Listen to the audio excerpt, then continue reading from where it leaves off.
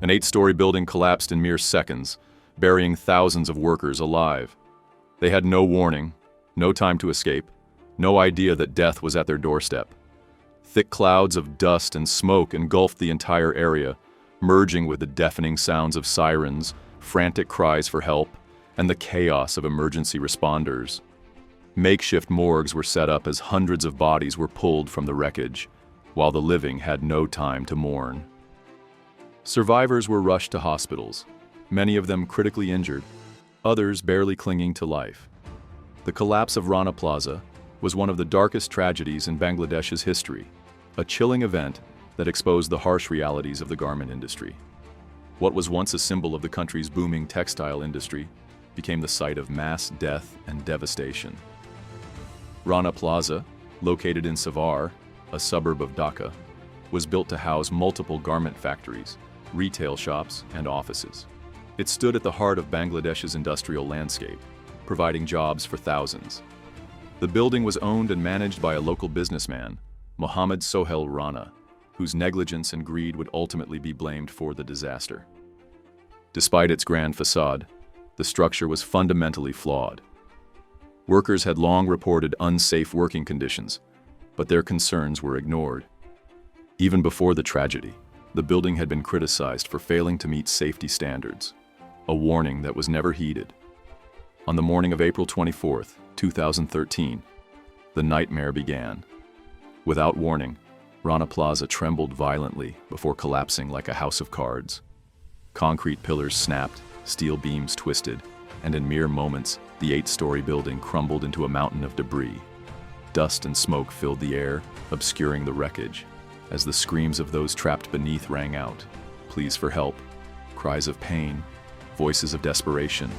Thousands of garment workers, most of them young women, were entombed under tons of rubble, with little chance of survival. Rescue efforts began immediately, but the scene was a logistical nightmare. Emergency responders, firefighters, police, and local volunteers rushed to save as many as they could, but they were met with nearly impossible odds. The sheer weight of the collapsed structure made it difficult to reach survivors, and every movement of debris risked triggering further collapses.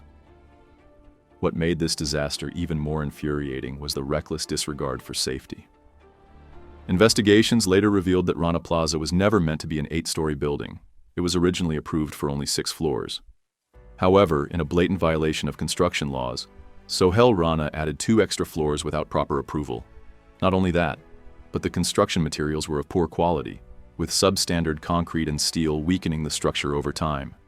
The entire building had been overloaded beyond its capacity, serving as both a factory, retail space, and office complex. A recipe for disaster. Warnings had been ignored. Just one day before the collapse, cracks appeared in the walls and floors of the building. Panic spread among the workers, and some refused to enter the premises. But under pressure from factory owners, they were forced back to work. Less than 24 hours later, they were trapped under a mountain of debris. For the next 10 days, search and rescue teams worked tirelessly, but the scene was nothing short of a nightmare. More and more bodies were recovered, the death toll climbing from dozens to hundreds, and eventually over 1,000. The stench of decay filled the air, a grim reminder that many victims were still buried beneath the wreckage. Rescuers faced gruesome sights. Many bodies were so badly crushed, mangled, or decomposed that identification became nearly impossible. The sweltering heat of over 32 degrees Celsius, 90 degrees Fahrenheit, accelerated decomposition, making conditions even more unbearable. Some victims were only identifiable through ID cards found on their remains. Others had been reduced to skeletons, their flesh long gone. It wasn't until much later that heavy machinery could be safely used to dig deeper into the wreckage, finally recovering the last bodies of those who could have been saved, had safety protocols been followed. Public outrage exploded across Bangladesh as authorities investigated the disaster. All eyes turned to Sohail Rana, the man behind the building. He was quickly arrested and charged with violating construction laws and safety regulations. Before the collapse, Sohail Rana was a powerful figure in Bangladesh's real estate and business sectors. Backed by political connections, he expanded his wealth through questionable means, amassing influence in local government circles. But his luck ran out after Rana Plaza fell. Much of the public's fury stemmed from the fact that workers were still forced to work inside, even after clear warning signs of structural failure appeared. Rana initially tried to shift blame, claiming that factory owners demanded to continue operations despite the risks. Some factory managers were later arrested, but the public saw no excuse for Rana's negligence. Locals painted a dark picture of Rana's past, describing him as a man who rose to power through corruption. Born into a poor, uneducated family, Rana had built his empire through political favors and backroom deals. He gained influence in local politics, particularly after the 2008 elections, securing backing from powerful politicians like Murad Jong. With their protection, he engaged in illegal construction projects, using bribery and intimidation to expand his empire.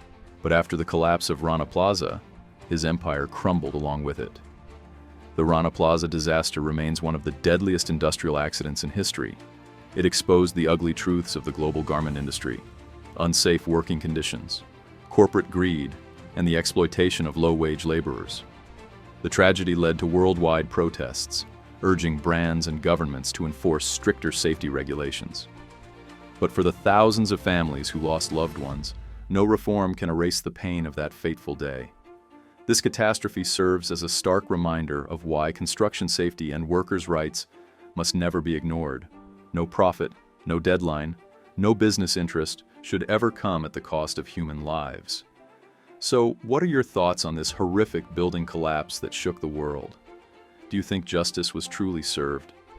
Leave a comment below. Let's discuss.